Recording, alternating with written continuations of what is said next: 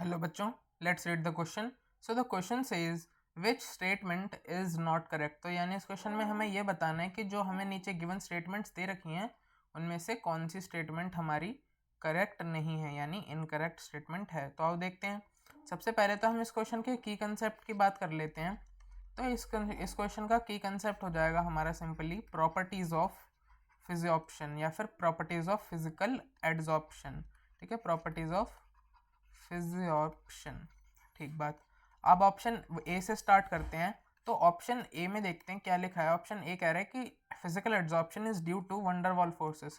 तो हाँ, ये बात बिल्कुल सही है. हमें पता है कि जो हमारा फिजियोप्शन होता है, हमारा जो फिजियोप्शन होता है वो लंडन फोर्सेस यानी वंडरवॉल फोर्सेस की तरह, वंडरवॉल फोर्सेस की वजह से ही होता है. It is due to London forces, जो कि हमारा कोई केमिकल फोर्सेस नहीं होते हैं बल्कि हमारे इंटरमोलिकुलर सबसे वीकेस्ट फोर्सेस उस तरह के होते हैं. सबसे वीकेस्ट हमारे सबसे वीकेस्ट फोर्स ऑफ अट्रैक्शन में के कैटेगरी के होते हैं जो हमारे 1/r⁶, जहाँ पे r रेडियस को रिप्रेजेंट कर रहा है, उसके डायरेक्टली प्रोपोर्शनल होते हैं. तो हमारा ये बात तो बिल्कुल सही है कि जो फिजियोप्शन होता है वो लंदन फोर्सेस के ही अकॉर्डिंग, लंदन फोर्सेस फिजियोप्शन में काम करते हैं. तो ये बात बिल्कुल सही है. ऑप्शन बी देखते हैं. तो वो कह रहा है कि फिजिकल एड्जॉर्प्शन जो है हमारा वो हाई टेम्परेचर पर डिक्रीज कर जाता है और लो प्रेशर पर डिक्रीज कर जाता है. तो ये बात भी बिल्कुल सही है क्योंकि जो फिजियोप्शन होता है हमारा वो low pressure and high temperature पर डिक्रीज कर जाता है. And high pressure and high temperature, low pressure होगा और हाई टेम्परेचर होगा हमारा, यानी दोनों चीज़ें सेपरेट भी हो सकती हैं हमारी, तो भी हमारा फिजियोप्शन डिक्रीज कर जाएगा. It decreases.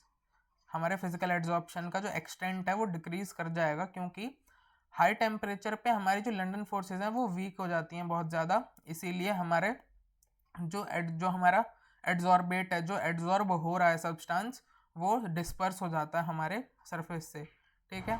तो अब हम ऑप्शन सी की बात करते हैं. तो ऑप्शन सी कह रहा है कि फिजिकल एड्जॉर्प्शन इज रिवर्सिबल. तो हाँ, ये बात भी बिल्कुल सही है हमारी, क्योंकि जो हमारा फिजिकल एड्जॉर्प्शन होता है उसके अंदर कोई केमिकल बॉन्ड तो बनता नहीं है उसके अंदर. तो हमारा सिंपली वंडरवॉल फोर्सेस बनती हैं और वंडरवॉल फोर्सेस हमारी टूटती बनती रहती हैं, यानी उनका वो रिवर्सिबल होती हैं, वो दोबारा भी बन सकती हैं आराम से. ठीक है. तो हम लिख देते हैं कि फिजिकल एड्जॉर्प्शन इज रिवर्सिबल.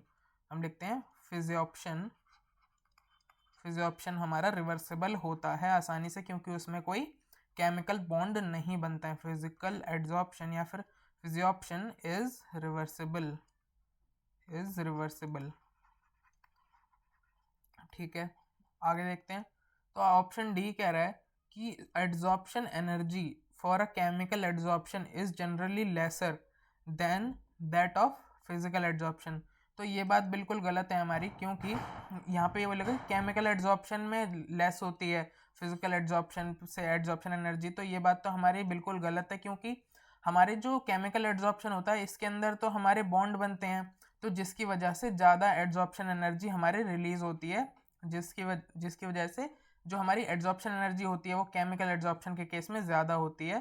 तो हमारी इसीलिए ऑप्शन डी फॉल्स हो जाएगा. और इसीलिए हमारा ऑप्शन डी फॉल्स हो गया. तो यही इसलिए हमारा करेक्ट, हमसे पूछा गया था कि which statement is not correct.